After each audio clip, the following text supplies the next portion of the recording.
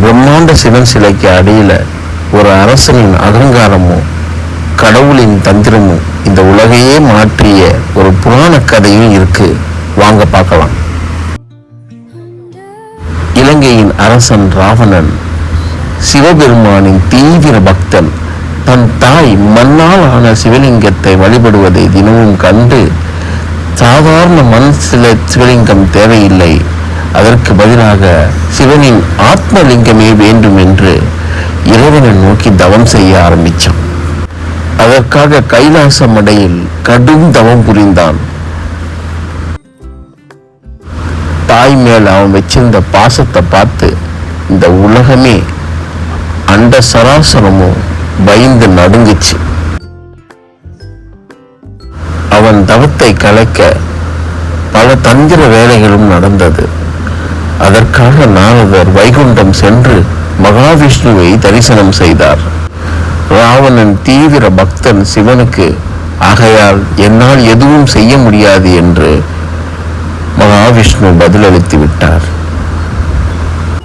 அதற்குள் சிவபெருமான் வரம் கொடுக்காத காரணத்தினால் கைலாச மலையையே தன் மீது தூக்கி சுமந்து கடும் தவம் புரிய ஆரம்பித்தான் ராவணன். அப்படியுமே இருந்து இறைவன் வரம் கொடுக்கல. அதனால தன்னுடைய உயிரையே அவன் தானமா கொடுக்க முடிவு எடுத்தான். அதற்குள்ள நாரதர் பல இடங்களை சுத்தி வந்துட்டாரு. யாரும் அவருக்கு உதவி செய்யல.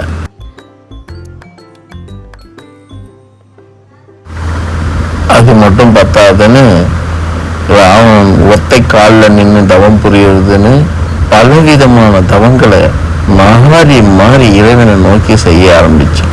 அவனுடைய தவ வலிமையை பார்த்து இந்த உலகமே நடுங்குச்சு. எதுவும் சரியா நடக்கலன்னு ஒரு கட்டத்துல கோபம் ஆன ராவணன் தன்னுடைய கைகளையும் தலைகளையும் வெட்ட ஆரம்பிச்சான். இறைவனுக்கு தன்னுடைய உடல் பாகங்களையே வெட்டி காணிக்கையா கொடுக்க ஆரம்பிச்சான். மனமகிழ்ந்த இறைவன் ஆத்மலிங்கத்தை ராவணன் கிட்ட கொடுத்தாரு. ஆனா ஒரு கண்டிஷன், இதை நீ எங்க வச்சாலும் அந்த இடத்திலேயே நான் தங்கிடுவேன் அப்படின்னு ஒரு நிபந்தனையோட கொடுத்தாரு. ராவணன் ஆத்மலிங்கத்தை எடுத்துட்டு போறதை தடுக்கிறதுக்கு விநாயகரால மட்டும்தான் முடியும்னு சொல்லி நாரதர் விநாயகருடைய உதவியை நாடி போனாரு. விநாயகரும் ஒரு வாமன உருவம் எடுத்து தந்திரமா ராவணன் கையில இருந்த ஆத்மலிங்கத்தை கரையோரமா வச்சிட்டாரு. அப்படி வச்சதுனால ஆத்மலிங்கம் அங்கேயே பிரதிஷ்டை ஆயிடுச்சு. இது தெரிஞ்ச ராவணன் அலறி அடிச்சு ஓடி வந்து, ஏன் இப்படி செஞ்சேன்னு சொல்லி அந்த வாமனன் உருவத்தில் இருக்கிற விநாயகரை தலையிலேயே கொட்டுறதுக்கோசரம் போனார். உடனே விநாயகர் அவருடைய உண்மையான உருவத்தை காட்டி அவருக்கு அருள் கொடுத்துட்டு அங்கேருந்து மறைஞ்சு போயிட்டாரு. ராவணன் எவ்வளவு முயற்சி பண்ணியும் அங்க இருக்கிற ஆத்மலிங்கத்தை அசைக்க கூட முடியல.